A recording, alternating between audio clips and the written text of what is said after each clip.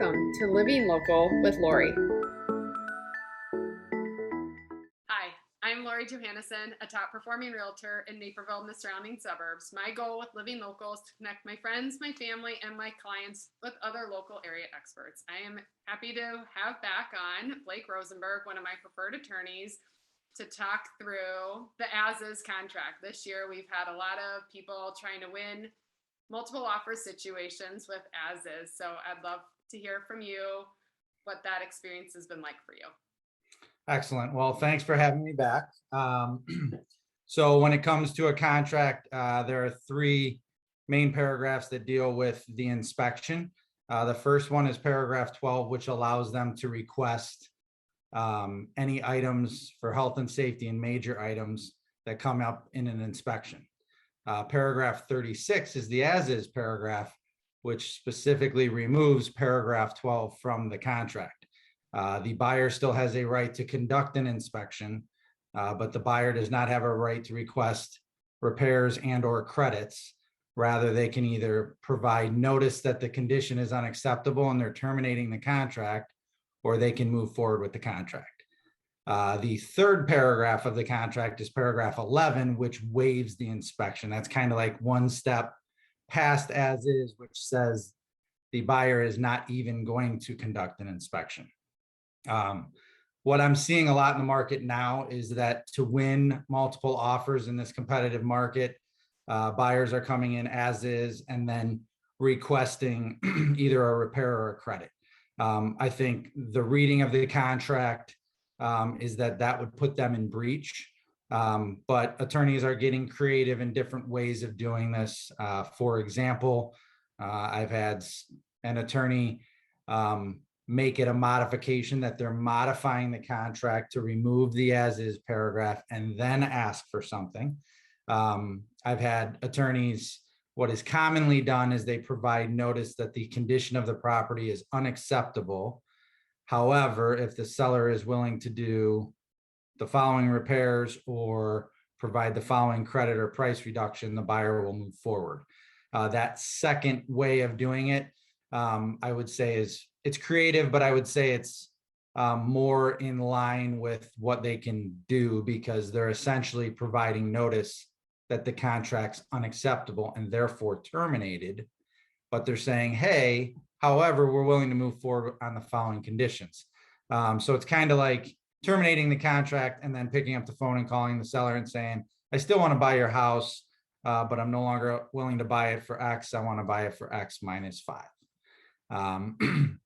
So that's kind of what's going on out there. I do believe, and you and I have talked about this before, that although it puts the buyer potentially in breach, I typically say the end goal is to see if the transaction works. Like I can tell you a situation I currently have going on now in which it was as is, buyer asked for a $5,000 credit.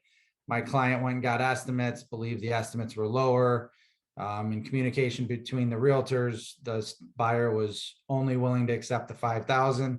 And I discussed it with my client and we came to a solution that in her mind, she was getting more than asking anyways, and therefore let's agree with the 5,000 and move forward. So although I believe the other attorney's letter technically put his client in breach due to the request, because they didn't use any fancy language. They just said, pursuant to the inspection, we asked for a $5,000 credit, which to me is against the language of the contract.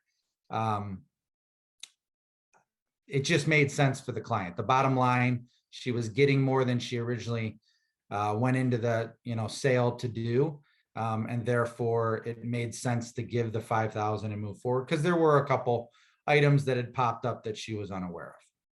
Yeah, I think as a realtor who handles a lot of listings, I've watched this happen more times than I'd like, and I explain to my sellers that this is a possibility, even though it shouldn't be. And I really work hard to collect backup offers. So if somebody does come in with requests as is, they have another option of another offer that is sitting waiting for their home.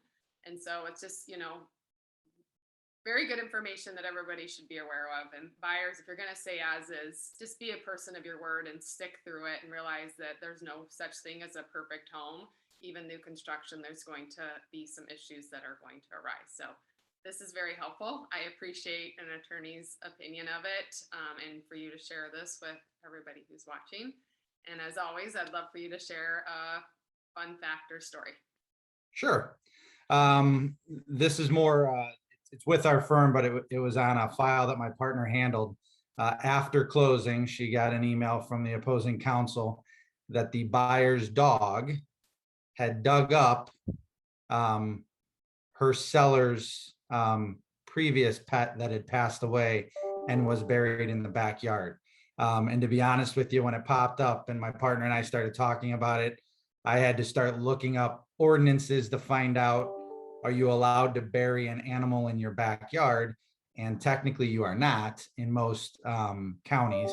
It has to be so far away, or you have to live on a property that has more than like 3 or 5 acres. So Yeah, interesting. don't bury your pet in the backyard is the moral of the story. That's True. absolutely awful, and gross. Yes. But hey, I guess that's weird. But thank you for sharing that. You're And welcome. thank you again for being a part of Living Local. I look forward to talking to you more. Sounds good. Thanks, Lori. Please remember to follow us on our social media channels, as well as livinglocalwithlori.com.